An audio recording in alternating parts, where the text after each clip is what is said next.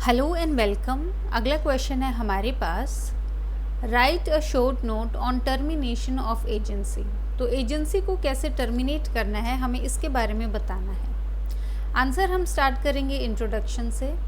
Introduction में आ गया हमारे पास कि जो टर्मिनेशन है एजेंसी का वो एंड होता है, जो एंड करता है प्रिंसिपल और जो एजेंट का रिलेशनशिप है हमारे पास। रिवोक करना एजेंट की अथॉरिटी एक्ट करने की प्रिंसिपल के बिहाफ पे। ये जो है अकर हो सकता है जो एक्ट है पार्टीज़ की उसके थ्रू, जैसे कि म्यूचुअल अग्रीमेंट है, रिवोकेशन है प्रिंसिपल के द्वारा, या फिर रिनंसिएशन है एजेंट के द्वारा, या फिर हो सकता है ऑपरेशन ऑफ लॉ से, जो कंप्लीशन ऑफ टास्क अगर हो गया है, एक्सपायर हो गया है टाइम, डेथ हो गई है या इनसेनिटी हो गई है पार्टी की, या फिर इंसॉल्वेंसी हो गई है प्रिंसिपल की। तो बेसिकली हमने इंट्रोडक्शन में क्या किया है, जो टर्मिनेशन ऑफ एजेंसी है उसको एक लाइन में हमने एक्सप्लेन किया है कि इसका मतलब क्या होता है। उसके बाद हमने दो तरीके बताए हैं इसको जो है टर्मिनेट करने के। पहला आ गया हमारे पास जो एक्ट है पार्टीज़ के उनके द्वारा, दूसरा आ गया हमारे पास जो ऑपरेशन है लॉ का उसके द्वारा। फिर आ गया हमारे पास mode of termination of agency. Mode क्या है जिसके थ्रू टर्मिनेट किया जा सकता है। मोड जो है टर्मिनेशन ऑफ एजेंसी वो मोशन किया गया है section 201 of contract act. Section 201 provide करता है कि एक एजेंसी को टर्मिनेट किया जा सकता है प्रिंसिपल के द्वारा रिवोक करके अपनी अथॉरिटी, या फिर एजेंट के द्वारा जब वो रिनाउंस कर देता है बिजनेस को, या फिर बाय बिजनेस ऑफ एजेंसी अगर वो कंप्लीट हो जाता है जो बिजनेस उसको सौंपा गया था, या फिर प्रिंसिपल या एजेंट अगर उनकी डेथ हो जाती है या फिर वो अनसाउंड हो जाते हैं, या फिर जो प्रिंसिपल है वो एडजुडिकेट कर दिया जाता है कि वो इंसॉल्वेंट है, जो प्रोविजंस हैं एक्ट के उसके अंदर उस टाइम के लिए जब ये लॉ फोर्स में था for the relief of insolvent debtors के रिलीफ के लिए। तो बेसिकली 201 जो है हमारे पास वो अलग अलग जो है पॉइंट्स बताता है जहाँ पे टर्मिनेट की जा सकती है एजेंसी। इसमें जो है आप ऐसे पॉइंट वाइज भी लिख सकते हैं अगर आपको ये 20 मार्कर में आता है और आपको जो है स्पेस फिल करना है। अदरवाइज 10 या 15 मार्क्स में आता है तो आप कोमास डाल के जो है पैराग्राफ फॉर्म में ही लिखेंगे। नेक्स्ट आ गया हमारे पास termination of agency. Section 201 provide करता है टर्मिनेशन जो है एजेंसी की वो एग्जॉस्टिव नहीं है। टर्मिनेशन ऑफ एजेंसी की जा सकती है। पहला आ गया जो एक्ट हैं पार्टीज़ उनके द्वारा, दूसरा आ गया ऑपरेशन ऑफ लॉ के द्वारा। फर्स्ट आ गया by the act of the parties की एक्ट से जो है कैसे टर्मिनेट किया जा सकता है। जो एजेंसी है वो टर्मिनेट किया जा सकता है जो एक्ट हैं प्रिंसिपल की या फिर एजेंट की, जो फॉलोइंग मोड हैं उसके जो है उससे। पहला आ गया बाय अग्रीमेंट। अगर म्यूचुअल अग्रीमेंट है प्रिंसिपल और एजेंट का तो जो एजेंसी है वो टर्मिनेट की जा सकती है किसी भी टाइम पे और किसी भी स्टेज पे। सेकंड आ गया रेवोकेशन प्रिंसिपल के द्वारा।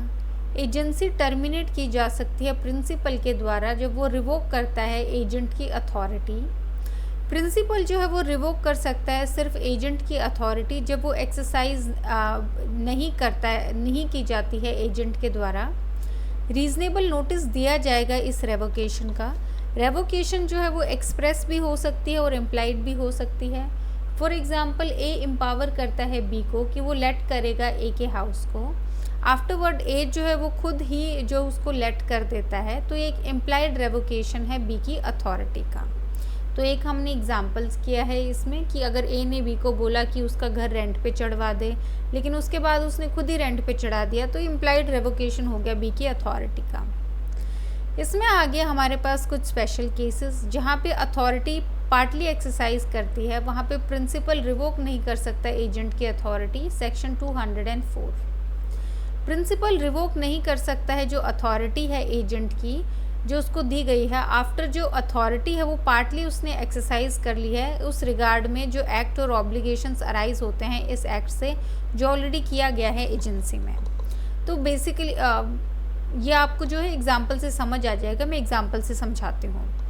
फॉर एग्जांपल ए ने ऑथराइज़ किया है बी को कि वो बाय करेगा 1000 बेल्स जो है कॉटन की ए के अकाउंट पे और पे करेगा उसको जो ए की मनी से रिमेनिंग इन बीज हैंड जो बी के हाथ में बचेंगे। बी बाय करता है 1000 बेल्स ऑफ कॉटन अपने खुद के नाम पे, सो एज टू, ताकि वो पर्सनली लाइबल कर सके उस प्राइस के लिए। यहाँ पे ए जो है वो रिवोक नहीं कर सकता बी की अथॉरिटी को, जहाँ तक कि जो पेमेंट है कॉटन की उसका सवाल है। तो बेसिकली इसमें होता क्या है कि ए बोलता है बी को कि आप बाय कीजिए कुछ जो कॉटन है ए के बिहाफ पे, और वो जो है उसको पे करेगा। जो ए की मनी जो बी के हाथ में रहेगी, बेसिकली ए बी एंड यहाँ पे आप जो है सी लगा लीजिए जो थर्ड पार्टी है हमारे पास। ए ने बी को बोला कि आप सी से जो है 1000 बेल्स जो हैं कॉटन के वो बाय कीजिए। वो बी को पे करेगा, जितनी भी जो मनी है उसके जितने भी ये जो मनी है वो उसके पास आएगी और उससे जो है वो उसको पे करेगा। यहाँ पे जो बी है वो पर्सनल कैपेसिटी में जो है बाय कर लेता है, लेकिन ये करता ए की ही जो है बिहाफ पे है। तो यहाँ पे क्या होगा, क्योंकि उसने पार्शली एक्सरसाइज कर लिया है, क्योंकि उसने पार्टली एक्सरसाइज कर ली है जो अथॉरिटी उसको दी गई थी, अब जो है ये ए जो है वो रिवोक नहीं कर सकता है अपनी जो अथॉरिटी है। सेकेंड आ गया टर्मिनेशन ऑफ एजेंसी, जहाँ पे एजेंट का इंटरेस्ट है सब्जेक्ट मैटर में, ये यहाँ तक होगा। जहाँ पे एजेंट का खुद का इंटरेस्ट है प्रॉपर्टी में जो फॉर्म करता है सब्जेक्ट मैटर एजेंट का, एजेंसी नहीं कर सकती है जो एब्सेंस में एक्सप्रेस कॉन्ट्रैक्ट के टर्मिनेट प्रेजुडिस हो जाएगा वरना इंटरेस्ट का। इस टाइप को एजेंसी को हम बोलते हैं एजेंसी जो कपल्ड है इंटरेस्ट के साथ, या फिर इररिवोकेबल एजेंसी। ध्यान रखिए इस टर्म पे आपको 5 मार्क्स का जो है क्वेश्चन नोट भी लिखना आ सकता है, तो इसको हम इररिवोकेबल एजेंसी बोलेंगे। फॉर एग्जाम्पल ए अथॉरिटी देता है बी को कि वो सेल करे ए की लैंड और पे करे खुद को जो प्रोसीड्स हैं उनमें से ही जो डेट्स ड्यू हैं उसको ए की तरफ से। ए रिवोक नहीं कर सकता है अथॉरिटी, ना ही टर्मिनेट कर सकता है अपनी इंसेनिटी और डेथ की वजह से। तो यहाँ पे जो है आ गया, अगर क्योंकि यहाँ पे जो सेल पे प्रॉपर्टी जाएगी उसका जो कुछ परसेंटेज है वो जो है बी को मिलेगा, तो यहाँ पे उस सब्जेक्ट मैटर में जो है बी का इंटरेस्ट आ गया है, तो यहाँ पे जो है अथॉरिटी वो टर्मिनेट नहीं की जा सकती। नेक्स्ट आ गया हमारे पास कॉम्पनसेशन जो है रिवोकेशन के लिए प्रिंसिपल के द्वारा या रिनंसिएशन बाय एजेंट, सेक्शन 205, जहाँ पे एक्सप्रेस या इम्प्लाइड कॉन्ट्रैक्ट है कि जो एजेंसी है वो कंटिन्यू होगी एक पीरियड ऑफ टाइम के लिए, वहाँ पे प्रिंसिपल को कॉम्पनसेट करना है एजेंट को, या फिर जो एजेंट को करना है प्रिंसिपल को, जैसा भी केस होगा प्रीवियस रेवोकेशन के लिए या रिनंसिएशन ऑफ एजेंसी के लिए बिना सफिशिएंट कॉज के। तो अगर बिना रीजनेबल कॉज के आपने अगर प्रिंसिपल ने टर्मिनेट कर दी है जो एजेंसी है, तो यहाँ पे जो है कॉम्पनसेशन मिलेगा हमारे पास एजेंट को।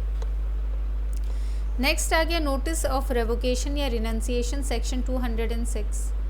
इसमें है कि रीजनेबल नोटिस दिया जाएगा रेवोकेशन का या रिनंसिएशन का, अदरवाइज जो डैमेज वहाँ पे होगा जो रिजल्ट करेगा प्रिंसिपल को या एजेंट को, जैसा भी होगा उसको गुड किया जाएगा to the one by the other. मतलब कि नोटिस दिया जाएगा रेवोकेशन का या रिनंसिएशन का, अगर नोटिस नहीं दिया गया तो जो भी डैमेज होगा उसके वो पर्सन जिसकी वजह से ये लॉस हुआ है या डैमेज हुआ है वो दूसरे पर्सन को कॉम्पनसेट करेगा उसके लिए।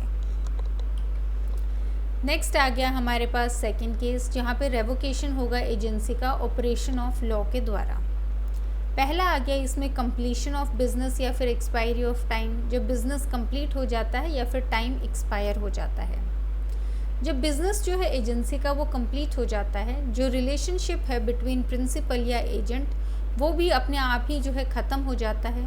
सिमिलरली जहाँ पे एजेंसी क्रिएट की गई है फिक्स टाइम के लिए, तो जो एजेंसी है वो ऑटोमेटिकली टर्मिनेट हो जाएगी जब टाइम है एक्सपायर हो जाता है। तो बेसिकली हमारे पास ये है कि जब बिज़नेस कंप्लीट हो गया या फिर आपने टाइम लिमिट पहले ही सेट की है कि 1 साल के लिए जो है ये एजेंसी है, तो जैसे ही वो 1 साल कंप्लीट होगा या एक्सपायर होगा आपकी एजेंसी ऑटोमेटिकली जो है वहीं ख़त्म हो जाएगी। सेकेंड आ गया डेथ ऑफ द प्रिंसिपल और एजेंट, जब प्रिंसिपल या एजेंट की डेथ हो जाती है।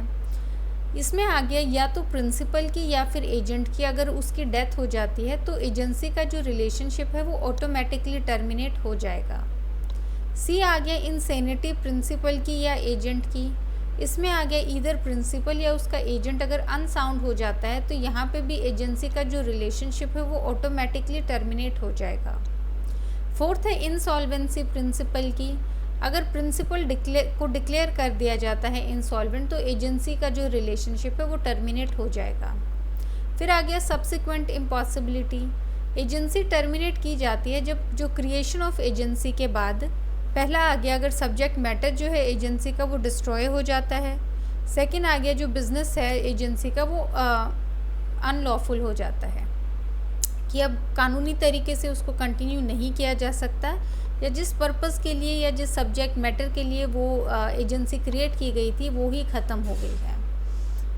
फिर आ गया हमारे पास लास्ट कंक्लूजन में हम बताएंगे कि जब टर्मिनेशन जो है एजेंट की अथॉरिटी का वो अफेक्ट लेता है एजेंट को और थर्ड पर्सन को, सेक्शन 208, तो क्या अफेक्ट होता है बेसिकली टर्मिनेशन जो हो जाता है एजेंसी का वो एजेंट पे और थर्ड पर्सन पे। जो टर्मिनेशन है अथॉरिटी का एक एजेंट का वो नहीं करता है so far as regard the agent, effect नहीं लेता है बिफोर वो उस तक उसकी नॉलेज में आता है, and so far as regard the third person before it is known to them.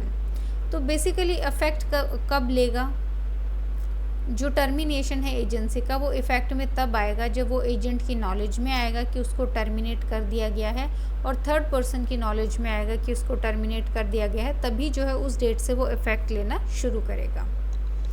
अब इस आंसर में जो है 2-3 बातें ध्यान रखने वाली हैं। पहला ये कि हमने 10-15 मार्कर के हिसाब से किया है, ये जो है 15 की कैटेगरी में ज़्यादा पड़ता है। ये 20 मार्कर में भी जो है आप सेम ही लिखेंगे क्योंकि हमने ऑलमोस्ट 4 स्लाइड्स कवर की हैं इसमें।